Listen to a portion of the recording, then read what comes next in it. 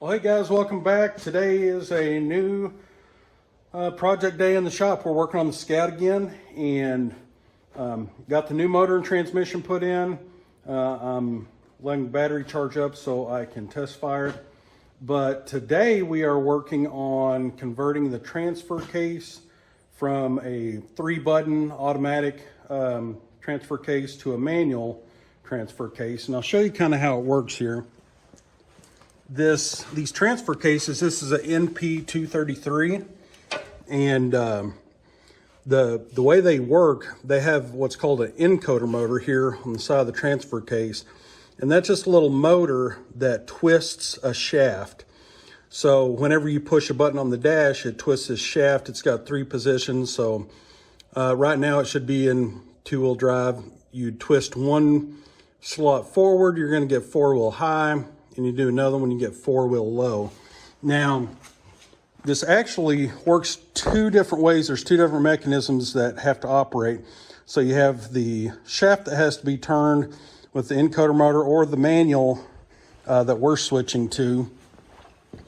And it also has this vacuum canister. So what this does, you can see, push it in, it pulls this cable. Well, that cable runs, if you can see it, right down there to the front diff. And what that does is whenever you pull that cable, there's a sleeve inside that front diff, and it slides that sleeve over and locks that front diff in. So I know Pratt's workshop, the way he did it, he used like a little solenoid vacuum actuator, and he's got it where he can flip a switch and he'll pull it in. So I'll figure that part out later, but I'm going to show you this Journeys Offroad kit I got, and then we're going to put it on. So let me get this box open. I'll show you everything it came with. All right, so here's the kit. On the outside, it's got a couple stickers. It's got this little sticker you can put next to your shifter, and it's got the transfer case to transmission gasket, and then some Journeys Offroad stickers in there too. So let's get all this out. So got a shifter boot, then have a shifter, and this is the bracket and all the hardware that we need to replace that encoder motor. Here is some floor plates.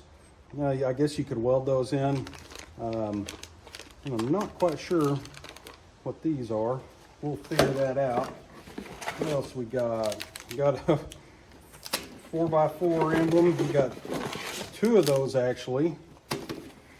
And then we got 3 of those. So 3 4x4 emblems. So I think what we're most concerned with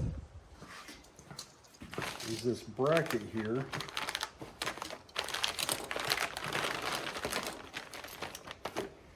All right, so got the bracket, and this is this didn't come with any instructions. I haven't looked at their website to see if there are any, but I kind of know how this is going to go on.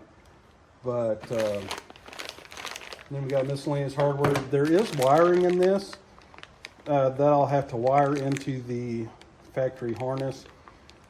For the, it changes the transmission pressure. So I will have to wire that up. Got a little shift knob in there too. So that is what comes with it. This is the most important part.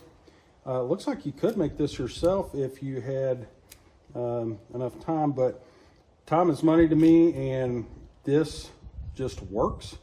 So that's why I'm going with it. So let's go pull that encoder motor off, look under there, get it cleaned up, see what we have to do.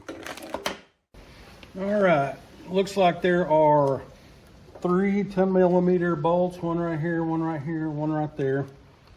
So let's go ahead, get that pulled off. All right, pause the video because I'm sure you don't want to sit there and watch me taking out bolts, but we're gonna, oh, okay, it's not too tight.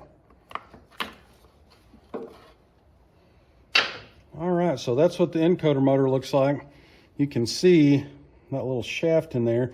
And I bet you could probably, if you wanted to make your own, you could take this fitting out of here, and you can see it's almost like one of those double D shafts like you use for steering columns when you make your own steering shaft.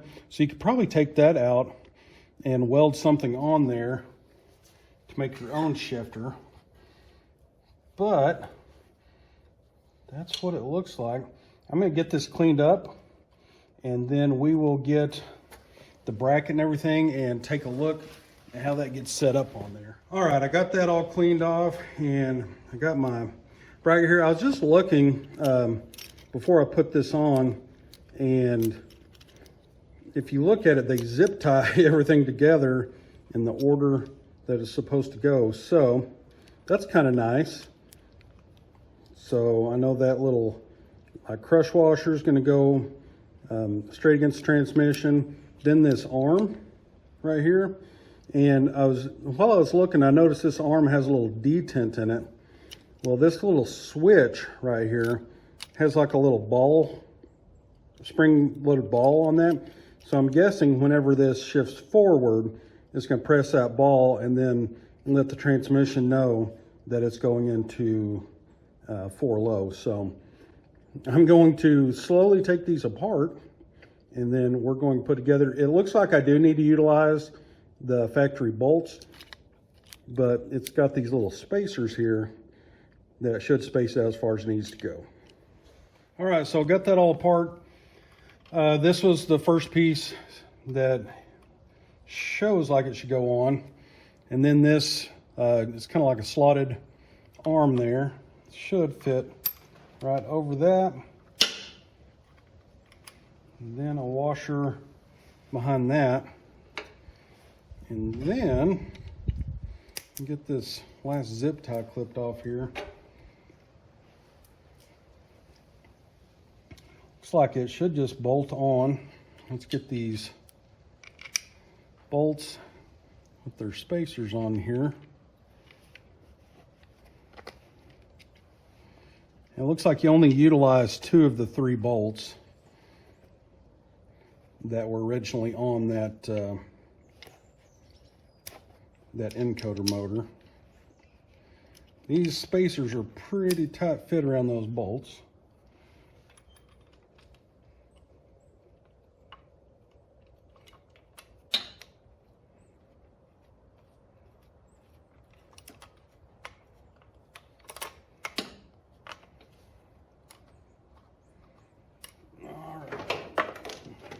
Those zipped in.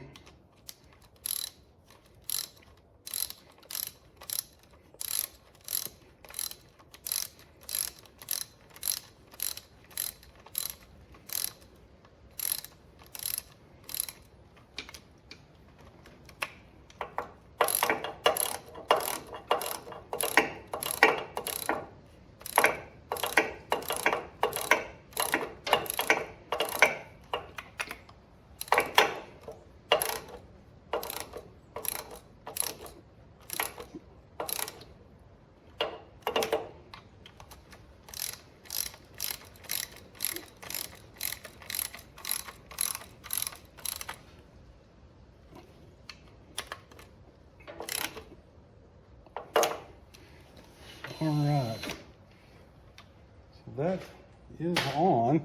Let's see if it, I don't know how hard that's supposed to be to pull. It's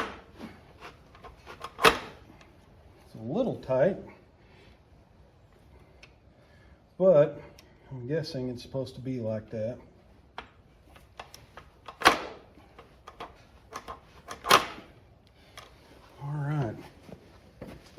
So